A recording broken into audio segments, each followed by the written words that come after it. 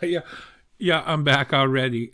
I like this live streaming, I think, better than recording something and then going through the editing. And it also allows me to pretty much get in here when I get something in my mind to get in here, talk about it, and get out. I think I like it. I might use it a little bit more.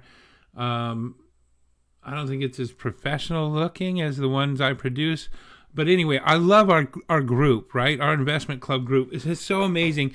And I have some good friends in there because it's really started with a small group of friends. And so as soon as I got done with the video, one of them messaged me and asked me a little bit more about the gold and silver and why I wasn't selling. Was I just attached to it once I looked at it and felt it? Yeah, it's some of that. I mean, there's something to be said for diversity, but here's my thinking. I'm going to show you a chart of the dollar in a minute. Well, you can see I have the dollar up here, but it's a little bit more than that, right? So there's this thing in my mind that's it's good to have some gold and silver, right, as a hedge against the dollar. But if these major investors and hedge funds are going to start viewing Bitcoin as a gold 2.0, then I would expect at some point for people to start selling out of gold into Bitcoin, and we should see some price pressure being relieved from gold. But it's a matter of timing, and I don't know that that'll happen, right? Maybe some of the money will come out of the market, but no, my decision to hold my gold and silver is more about the dollar than being in love with gold and silver. And I've been collecting gold and silver for many years, right? So I am attached to it, but it just sits in the bank in a safe deposit box. I buy a little more and I go back and I put it in there. But no, my decision wasn't just because I'm in love with the metals. So this is a chart of the dollar, right? Everybody knows prior to crypto, gold and silver was what you would hedge against falling dollars. It's the only, I mean, that's what most people would do. Most people would say, but look what's happening to the dollar, right? I mean, this is just ridiculous. Going back here a ways, right? It's just been on a downtrend since March, since the coronavirus. And this isn't going to stop, right? Because we keep printing money, right? We just print $2.4 trillion of money, and most of it's going overseas. Most of it is, what is it, $600, $1,200 we're getting, and the rest of it is going out of country, or it's going to things like the Rockefeller Center. Are you telling me that the Rockefeller Center needs money more than my neighbor who's been out of work for 6 months? Get the fuck out of here with that nonsense. The government, and I'm sorry, but they're not on our side. I don't care if you're Republican, Democrat, whatever. They've got no idea, right? I mean, how is that right? How could you explain that to anybody face to face? Hey, man, I'm sorry. I know you've been out of work for 6 months. I know you're losing your job. I know your kids are, they're not getting the best nutrition, and I know all that. But here's $5. Sorry, I'd give you more, but I've got to give 100 or 200 to these big fat cats and to sovereign governments overseas. That's fucking crazy. So stupid. How do you face anybody and say something like that or do that? You see what Congress is doing. These are not friends of ours, right? Both parties. I don't care. I'm more a libertarian, but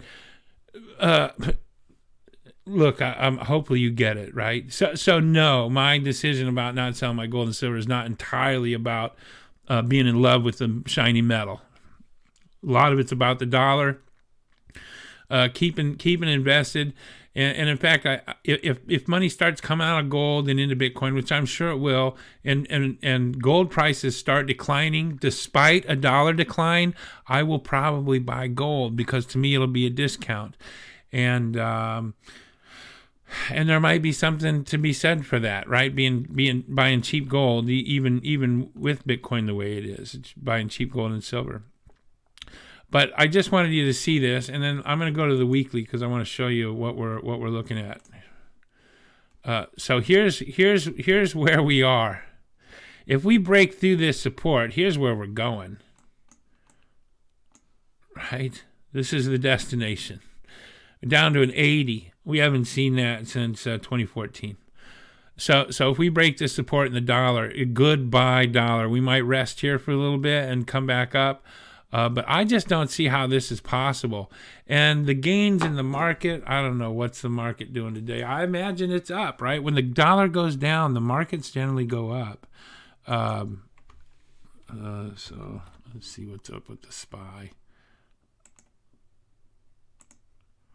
Yeah, of course we're up, right? It has to go up. If the dollar's going down, then you have to spend more, which means the companies become more valuable on paper. But look, what's S&P going up for? We all know that there's a large part of America that's hurting. Companies are going out of business, and yet the stock market continues to climb. It's because the currency's broke.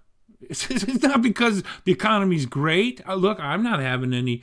I'm okay. I know a lot of people who are okay, but not everybody. In this condition, if we're printing trillions of dollars, we're not in good shape. And this is a lie. This is an illusion. It's not a lie. It's an illusion because people don't tie stuff back to the dollar. It does tie back to the dollar. And the dollar tanks, everything gets more expensive, and asset prices appear to rise. But it's all paper. It's all nonsense. And this is why as the dollar goes down, gold goes up, because gold has real value. And I know a lot of people would take arguments with that, and they think gold's a relic. But, if it's a relic, then why do banks try to hoard it, right? If it's old, it's not worth it. That's what they want you to think. But believe me, a collapse of the currency, that's all there's left. Until Bitcoin came along, that was it. Any kind of collapse or failure in currencies, and never before in history has the whole world been on fiat, right? Up to 1970, we still had a gold standard. Not really. I mean, we got off the gold standard in the 1930s, but the dollar was still tied to gold until Nixon in the 70s. So this has been a 40-year experiment. And prior to that, even though we were fiat, there were parts of the world that, like Swiss, right? The Swiss franc used to be tied to gold. The German? I want to say mark, but it's not the mark. I forget what it was.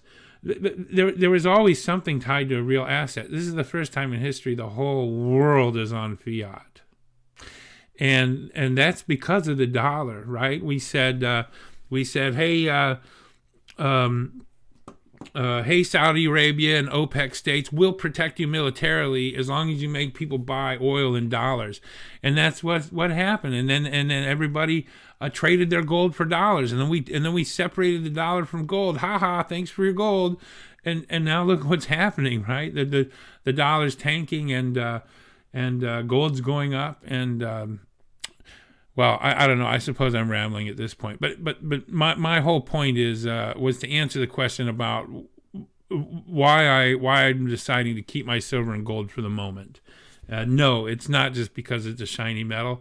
It's because of what's going on with the dollar, and so I'm a little hesitant to sell it all and to put it all into crypto until I see the dollar decline and gold decline a little bit, while Bitcoin is rising, because I think that will tell me. I think I'm gonna have to look into this a little more, but I think what that will tell me is that people are absolutely finding Bitcoin to be a better store of value than gold. So I think that's what's in my mind. I need to do a little bit of research on how to verify my claims and how to set up that trade. But I think it's as simple as watching the dollar, watching gold, watching Bitcoin. And if the dollar is declining and gold is declining, my conclusion's going to, and Bitcoin's going up, my conclusion is going to be that people are bailing out of gold in favor of Bitcoin as well. So I think I'm going to hold on to it for a little bit, unless there's a real good opportunity, unless things change a little bit. I wasn't going to say unless there's real good opportunity in the Bitcoin market, but there is, right? So I am a little torn. I feel like if I sell all this and put it into Bitcoin, I'm going to get a much, much better return. But I never held gold or silver for the returns, right? That's not the point. The point was protection against inflation or deflation and the decline of the dollar. So I'm going to hold on to it for now, and that's why it's not just because it's shiny. Anyway, okay, that's it. Thanks. Have a great day.